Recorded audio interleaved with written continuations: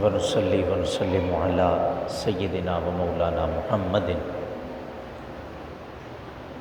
رسوله النبي الأمين الحنين الكريم الرؤوف الرحيم أما بعد فأعوذ بالله من الشيطان الرجيم بسم الله الرحمن الرحيم قال الله تبارك وتعالى ألا إن أولياء الله لا خوف عليهم ولا هم يحزنون صدق اللہ مولانا العظیم۔ عزیزان محترم، محتشم، قابل صد احترام قبلہ ابا جان علامہ سید علی محمد شاہ صاحب، حاجی میاں محمد سجاد انور صاحب، حاجی رانا محمد شفیق صاحب، ڈاکٹر محمد آصف صاحب، اور میرے لاڈلے پیارے شاگرد محمد عمر صاحب اور دیگر جتنے احباب یہاں تشریف لائے، ہمارے بزرگ، تعلق کی بات قبلہ والد گرامی نے کر دی۔ مختصر طبیعتوں کے مزاجوں کے پیش نظر کچھ باتیں میں بھی عرض کر دیتا ہوں۔ اصحاب کہف کے کتے کی بات ہو رہی تھی، اس میں ایک جملہ میں ایڈ کر دیتا ہوں کہ کتا ہو کر انسانی شکل میں تعلق کی وجہ سے جنت میں جائے گا،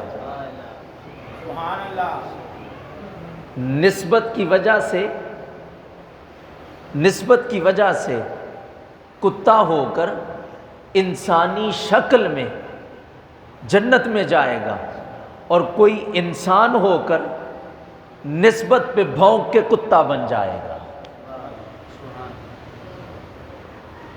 ہے انسانی شکل مگر نسبت اور تعلق پہ بھونکتا ہے، سو وہ اس دنیا میں بھی کتا ہے، اور ایک وہ کتا ہے جو تعلق کی وجہ سے انسان بن کے جنت میں داخل ہو جائے گا،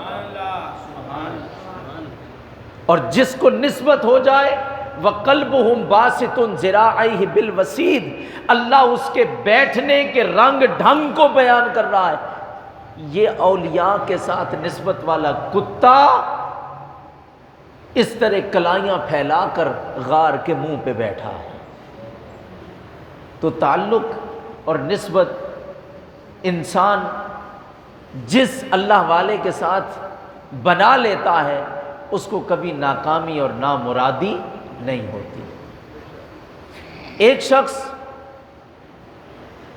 دریا کے کنارے کنارے جا رہا تھا، سخت بھوک لگی تھی۔ اس نے دیکھا کہ ایک پھل سیب ترتا ہوا اس دریا کے اندر آ رہا ہے۔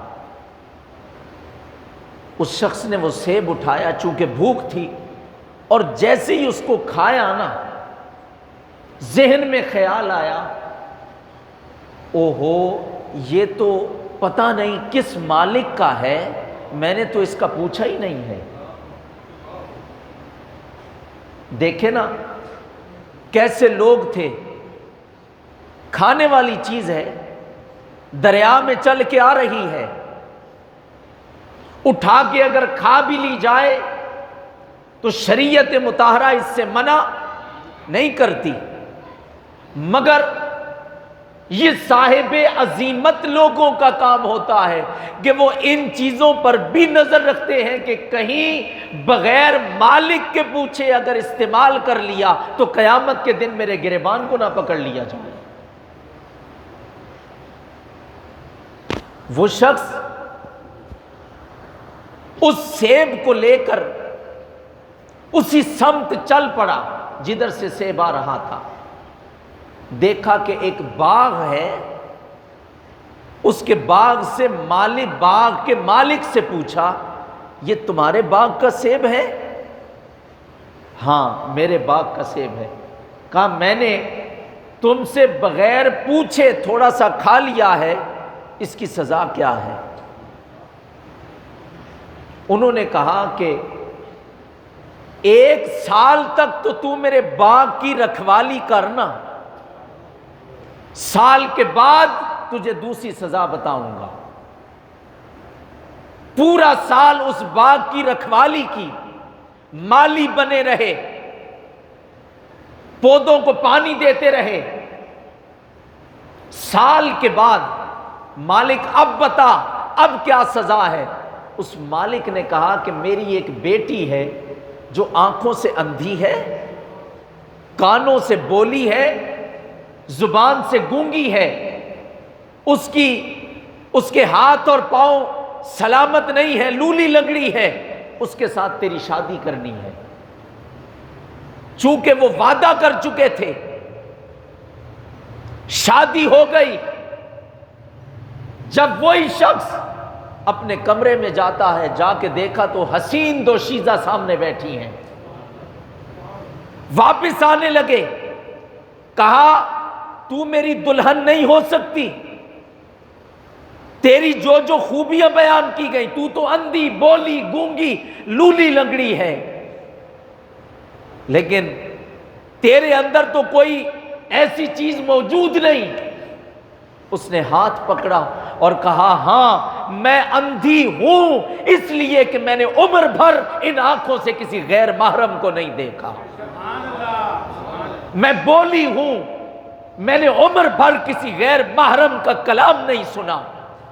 میں گونگی ہوں، میں نے عمر بھر یا قرآن کی تلاوت کی ہے یا حضور کی نعت پڑھی ہے، حضور پہ درود پڑھا ہے، میں کبھی غیر محرم کے لیے کبھی لغو کلمہ میری زبان سے نہیں نکلا، میرے ہاتھ پاؤں کبھی گناہوں کی طرف نہیں بڑھے، اس لیے میں لنگڑی لولی ہوں۔ جب یہ جوڑی آپس میں ملی، ان میں سے جو بچہ پیدا ہوا، دنیا آج اسے عبد القادر جیلانی کہتی ہے۔ اللہ اکبر، یا رسول اللہ۔ جب ماں باپ اتنے پاکیزہ ہوں، اتنے مطہر ہوں، اتنے معطر ہوں، اتنے اجلے ہوئے ہوں، اتنے نکھرے ہوں، اتنے ستھرے ہوں، اتنے مطیع و فرما بردار ہوں، اتنے متبع ہوں، تو پھر اللہ اولاد بھی عبد القادر جیلانی جیسی عطا کرتا ہے۔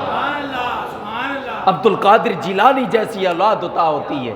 اور جب آپ کی وقت ولادت کی رات آئی، میرے مصطفیٰ کریم علیہ السلام آپ کے والد کی خواب میں آئے، فرمایا یا ابا صالح اعطاک اللہ ابنا صالحا وہو ولی محبوبی و محبوب اللہ۔ اے ابو صالح، آج تمہیں اللہ بیٹا عطا کرنے والا ہے، ایسا بیٹا ہے جو میرا بھی محبوب ہے، اللہ کا بھی محبوب ہے۔ اس کی شان یہ ہوگی جیسے میری شان انبیاء میں ہے، اس کی شان اولیاء میں ہوگی۔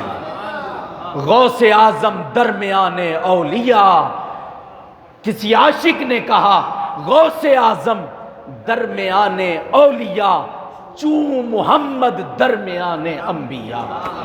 جیسے محمد عربی تمام انبیاء میں نمایاں مقام رکھتے ہیں، اسی طرح غوث اعظم اولیاء میں نمایاں مقام رکھتے ہیں۔ تو پھر مجھے کہنے دیجئے، اللہ کی سب سے بڑی شان دیکھنی ہو، محمد کو دیکھ کو لو، اور محمد کی عظمتوں کا ظہور دیکھنا ہو تو غوث الاعظم کو دیکھ۔ محمد اللہ کی شان ہے، غوث الاعظم محمد عربی کی شان ہے۔ اللہ اکبر۔ اور پھر آپ کی عظمت و شان، ویسے میں اکثر طور پہ تعلیمات پہ گفتگو کرتا ہوں، لیکن مجھے آج اسپیشلی کہا گیا کہ کچھ ان کے مناقب کے اندر بھی بیان کیا جائے۔ یہ وہ ہستی تھے، آپ فرماتے ہیں میں 9 عرفہ کا دن تھا، میں کھیتی باڑی کرنے کے لیے باہر نکلا، بیل میرے آگے چل رہا تھا، بیل نے میرے پیچھے مڑ کر مجھے کہا عبد القادر تو اس لیے تو پیدا نہیں ہوا، تو اس لیے تو پیدا نہیں کیا گیا کہ تو جانوروں کی دیکھ بھال کرے۔ آپ فرماتے ہیں میں گھبرا کے گھر کی طرف بھاگا اور اپنی چھت پہ چڑھا، اللہ نے سارے حجابات ہٹا دیے اور مجھے کعبۃ اللہ سامنے دکھا دیا۔ شہر گیلان ہے ایران کے اندر۔ فرمایا میرے دل میں شوق پیدا ہوا علم حاصل کرنے کا، میں نے اپنی والدہ سے اجازت لی اور میں سیدھا بغداد کی طرف چلا گیا، اور وہاں پر جا کر میں نے علم ظاہر اور علم باطن پڑھا۔ اور پھر ایک وقت آیا آپ کی عظمت و شان کیا ہوئی۔ آپ نے فرمایا فلو القیت سری فی بہار لصار الکل غورا فی الزوال، اگر میں اپنا راز دریاؤں پر ڈال دوں، فرمایا سارے دریا سوکھ جائیں، سارے دریا سوکھ جائیں۔ ولو القیت سری فی جبال لدکت واختفت بین الرمال، یہ حضرت سیدنا غوث العظم رضی اللہ تعالیٰ عنہ کا قصیدہ غوثیہ ہے جو انہوں نے اپنی شان میں لکھا۔ فرمایا اگر میں اپنا راز پہاڑوں پر ظاہر کر دوں، وہ ریزہ ریزہ ہو کر زمین پر گر پڑیں۔ اور فرمایا شان یہ ہے وَلَوْ أَلْقَيْتُ السِّرِّ فَوْقَ مَيْتٍ لَقَامَ بِقُدْرَةِ الْمَوْلَى تَعَالِي، اگر کسی مردے پر بھی میں اپنا حال ظاہر کر دوں، وہ اللہ کے حکم سے اسی طرح دوبارہ جوان ہو کر کھڑا ہو جائے، دوبارہ زندہ ہو جائے۔ پھر آپ کی شان، آپ کی عظمت، آپ کی فضیلت، آپ کی کرامت، آپ کی بزرگی کیا ہے۔ ایک عورت اپنے لڑکے کو لے کر، اپنے بچے کو لے کر آپ کے پاس آئی، عرض کی حضرت میرا یہ بیٹا آپ سے بڑی عقیدت رکھتا ہے، میں چاہتی ہوں کہ آپ اسے اپنے پاس رکھ کر اس کی تربیت فرمائیں۔ کچھ عرصہ گزرا، آپ نے قبول فرما لیا۔ کچھ عرصہ گزرا تو وہ عورت دوبارہ واپس آئی اور آ کر اپنے بیٹے کو بھی دیکھا اور سیدنا غوث العظم کو بھی دیکھا۔ آپ بھنی ہوئی مرغی کھا رہے تھے اور وہ جو چھوٹا بچہ تھا وہ جو کھا رہا تھا، جو، اور زرد رنگ پڑ چکا تھا۔ ماں تھی، ماں نے کہا حضرت آپ خود تو مرغیاں کھا رہے ہیں اور بیٹے کو جو پہ لگایا ہوا ہے، یہ کیا حال ہے؟ آپ جلال میں آئے، مرغیوں کی جتنی ہڈیاں پڑی تھی نا ان پہ ہاتھ رکھ کے فرمایا کم باذن اللہ، بس ہاتھ رکھا تھا کہ وہی مرغی دوبارہ زندہ ہو گئی۔ فرمایا جب تیرا بیٹا اس مقام پر پہنچ جائے گا یہ بھی مرغیاں کھائے گا۔ اللہ اکبر، جب تیرا بیٹا بھی اس مقام پہ پہنچ جائے گا پھر جو چاہے کھاتا پھرے۔ اللہ اکبر۔ اور پھر آپ کی عظمت و شان، آپ کی عظمت و شان کم باذن اللہ کیا تھی۔ بس آخری بات کر کے میں آپ کی تعلیمات کی ایک دو چیزیں بیان کر رہا ہوں۔ ایک نصرانی اور ایک مسلمان آپس میں بحث کر رہے تھے۔ ادھر نصرانی اپنے نبی حضرت سیدنا عیسیٰ علیہ السلام کی عظمت و شان پر دلائل دے رہا تھا، ادھر مسلمان حضور کی عظمت پر دلائل دے رہا تھا۔ حتیٰ کہ نصرانی نے کہا میرے نبی کی تو یہ شان ہے کہ وہ قم باذن اللہ کہے تو مردے زندہ ہو جاتے ہیں، تمہارے نبی نے کتنے مردہ زندہ کیے؟ حضور غوث العظم پاس کھڑے تھے۔ آپ نے فرمایا ادھر آ۔ حضور علیہ السلام کا ادنا سا معجزہ یہ ہے، سنیے گا، حضور کا ادنا سا معجزہ یہ ہے کہ اس کا ادنا سا خادم بھی مردے زندہ کر دیتا ہے۔ ہائے ہائے ہائے، حضور کا ادنا سا معجزہ یہ ہے کہ حضور کا ادنا سا خادم بھی مردے زندہ کر دیتا ہے۔ فرمایا چل جس قبر پہ لے جا، حضور کا یہ ادنا خادم تمہیں مردہ زندہ کر کے دکھائے گا۔ وہ ایک پرانے قبرستان میں ایک پرانی قبر پر لے گیا اور کہا کہ اس کا مردہ زندہ کرو۔ اب غوث الاعظم رضی اللہ تعالیٰ عنہ نے فرمایا یہ مرنے والا قوال تھا، یہ مرنے والا حضور کے ادنا خادم کے علم کا یہ حال ہے، مصطفیٰ کے علم کا کیا حال ہے؟ اللہ اکبر۔ اور پھر میں اکثر یہ بات کہا کرتا ہوں، غوث الاعظم مولا علی کے 11ویں بیٹے ہیں، 11ویں بیٹے کے علم کا یہ حال ہے، باب مدینۃ العلم علی کے علم کا کیا حال ہوگا؟ اللہ اکبر۔ باب مدینۃ العلم علی کے علم کا عالم کیا ہوگا؟ اللہ اکبر۔ فرمایا کم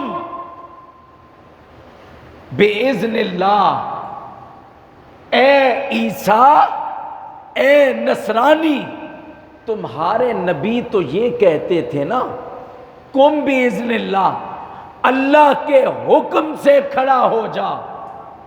میں کم بِإِذْنِ اللہ نہیں کہتا، میں کمی کہتا ہوں، میرے حکم سے کھڑا ہو جا۔ کم بِإِذْنِ، میرے حکم سے کھڑا ہو جا۔ تیرے نبی کی شان ورا الورا ہے، مگر مصطفیٰ کے خاتم کی یہ شان ہے، وہ اللہ کے حکم سے نہیں اپنے حکم سے مردے زندہ کر دیتا ہے۔ اللہ اکبر، یا رسول اللہ، حق چاہ یا اب اس پر کوئی اعتراض نہ کرے۔ کیوں؟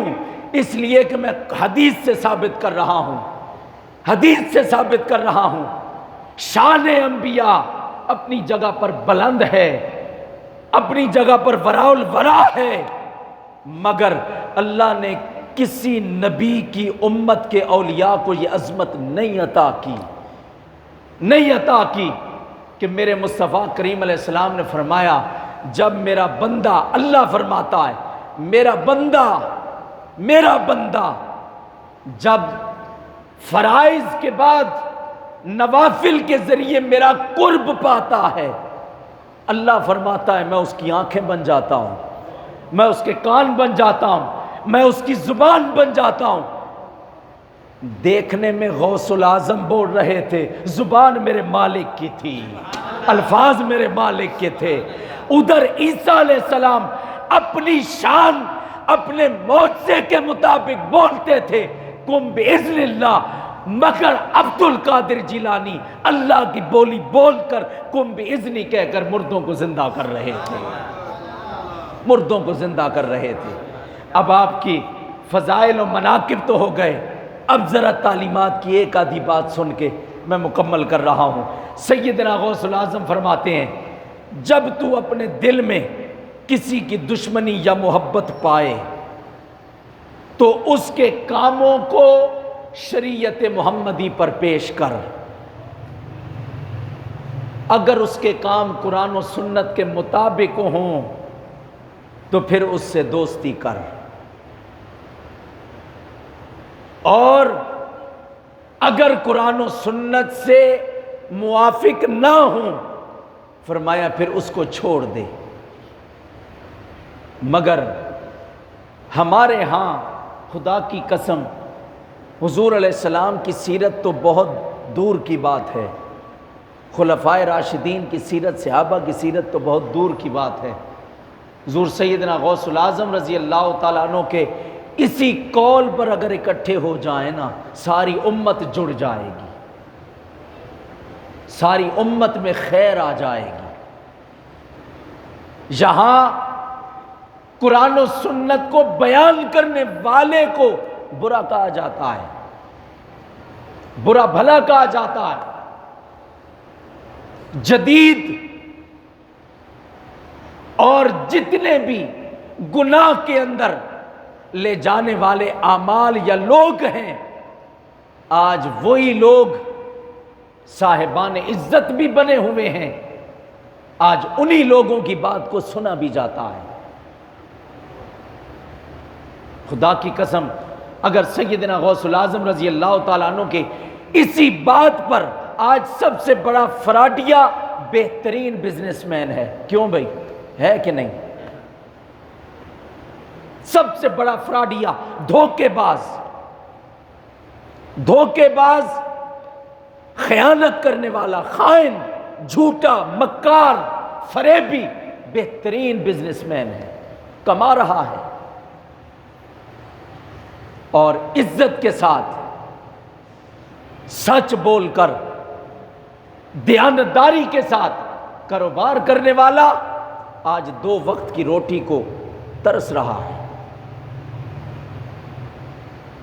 کیا ہم 11ویں کا لنگر تو کھا گئے، مگر 11ویں والے نے کیا کہا کبھی اس پہ غور کیا ہے؟ ہمارے بڑے پیارے دوست محسن صاحب بیٹھے ہیں، الحمدللہ جب بھی کوئی ان کو کاروبار کے اندر مسئلہ پیش آتا ہے میرے ساتھ ڈسکس کرتے ہیں. کئی باتیں خدا کی قسم وہ سامنے بیٹھے ہیں. لاکھوں روپیہ کا منافع چھوڑ دیا اس وجہ سے کہ اس کے اندر حرام آ رہا تھا. اللہ رب العزت تھوڑا دے رہا ہے مگر سکون سے ہے. یہ سیدنا غوث العظم رضی اللہ تعالیٰ عنہ کا فرمان ہے. شریعت محمدی پر اپنے دوست کے کاموں کو پیش کرو، اگر وہ کام شریعت محمدی کے مطابق ہوں، قرآن و سنت کے مطابق ہوں، اس کے ساتھ دوستی بنا لو. تمہاری دوستی کا یہ معیار ہونا چاہیے. تمہارا دوست، ایک بزرگ تھے نا، وہ طواف کر رہے تھے، جب بھی وہ مقام ملتزم پر آتے نا تو وہ یہ دعا کرتے تھے، مالک میرے دوستوں کو اچھا بنا دے، میرے دوستوں کو اچھا بنا دے، میرے دوستوں کو اچھا بنا دے. کسی نے پوچھا اپنے لیے کیوں نہیں کرتے؟ فرمایا کہ جب دوست اچھے ہوں گے میں بھی اچھا ہو جاؤں گا. دوست اچھے مل جائیں گے تو میں بھی اچھا ہو جاؤں. چنگیاں دے لڑ لگیاں میری جھولی وچ پھل پے، تے مندیاں دے لڑ لگیاں میرے اگلے بھی ڈل گئے. چنگے بندے دی صحبت یارو جیویں دکان اتاراں. چنگے بندے دی صحبت یارو جیویں دکان اتاراں. عطر بیچنے والا ہوتا ہے نا، عطر بیچنے والا، سودا بھاویں لئیے نہ لئیے ہلے آن ہزارہ، خوشبو ضرور آتی ہے. تے برے بندے دی صحبت یارو جیویں دکان لوہاراں. کپڑے پاویں کنج کنج بئیے چنگاں پین ہزار. انسان کتنا ہی اچھا کیوں نہ ہو، برے کی صحبت اس کے اوپر کسی نہ کسی طریقے سے اثر انداز ہوتی ہے. یہی وجہ ہے آج ہم ان ہستیوں سے دور ہو گئے اور ہم نے علماء پر، دینداروں پر اپنے جملے کسنے شروع کر دیے. چوکوں چراہوں پر کھڑے ہو کر جب علماء پر جملے کسے جائیں تو پھر ظاہر ہے اللہ تبارک و تعالی تو اپنے نبی کے ورثاء علماء سے پیار کرتا ہے، تو پھر وہ اپنے نبی کے ورثاء کی بے عزتی کو کب برداشت کرے گا؟ وہ پھر مختلف قسم کے، دیکھو نا اکتوبر ہو چکا ہے، گرمی نہیں جا رہی، مہنگائی آ رہی ہے، دن بدن بڑھ رہی ہے، مسلمانوں پر ظلم ہو رہا ہے، ہماری کسی ماں بہن بیٹی کی عزت محفوظ نہیں ہے. پچھلے دنوں کیا ہوا ہے؟ ابھی بھی ہم کہیں لیلے 11ویں والے دا نا تے ڈبی ہوئی تر جائے گی؟ نہیں، غوث العظم رضی اللہ تعالیٰ عنہ کا نام لے کر اس کی 11ویں کھانے والوں غوث اعظم کا حق ادا کرو. علماء کے ساتھ محبت کرو، دینداروں کے ساتھ اپنا لگاؤ، ادب و احترام کا رشتہ قائم کرو. پھر دیکھو اللہ کی رحمت کس طرح چھم چھم برستی ہے. پھر دیکھو اللہ کی رحمت کس طرح چھم چھم برستی ہے۔ بس آخری چیز آپ فرماتے ہیں کہ فقہ سیکھو، اس کے بعد خلوت نشین ہو جاؤ۔ جو عبادت علم کے بغیر ہو، جو عبادت علم کے بغیر ہو، وہ جتنا سنوارو گے اس سے کہیں زیادہ بگڑے گا۔ اس کا مطلب یہ ہے تم اپنی عبادت کرنے میں بھی علماء کے مرہون منت ہو، صاحبان علم کے پاس بیٹھا کرو، اپنی اولادوں کو علم دین کی طرف راغب کیا کرو، اور پھر ایسے لوگوں سے بچ جاؤ جو بہروپیے ہیں۔ جب تک علم ظاہر نہیں آ جاتا باطن کا علم نہیں آ سکتا، سیدنا غوث الاعظم کے فرمان کے مطابق۔ ان بہروپیوں سے بچو، یہ 2 نمبر پیروں سے بچو۔ حضور سیدنا غوث الاعظم کے ساتھ اپنا رشتہ قائم کرو۔ حضرت سیدنا غوث الاعظم فرماتے ہیں دروغہ جہنم کے ساتھ میری بات ہوئی، اس کا نام ہے مالک۔ دروغہ جہنم، جہنم کے دروازے پر کھڑا ہونے والا، اس کا نام کیا ہے؟ مالک۔ فرمایا میں نے کہا ذرا رجسٹر کھول دیکھ میرے کسی مرید کا نام جہنمیوں میں ہے؟ غوث پاک فرماتے ہیں جب اس نے رجسٹر کھولا سارا کھول ڈالا، مگر میرے کسی مرید کا نام جہنمیوں کی فہرست میں شامل نہیں تھا۔ غوث اعظم کے ساتھ نسبت کو اس طرح قائم کرو، ان کے ساتھ محبت کرو، ان کے نقش قدم پر چلو، پھر 11ویں کھانے کا بھی عجب لطف ہوگا، پھر 11ویں کھانے کا حق بھی ادا ہوگا۔ اللہ رب العزت ہمیں 11ویں والی سرکار کے ساتھ نسبت قائم رکھنے کی توفیق عطا فرمائے۔ وآخر دعوانا الحمدللہ۔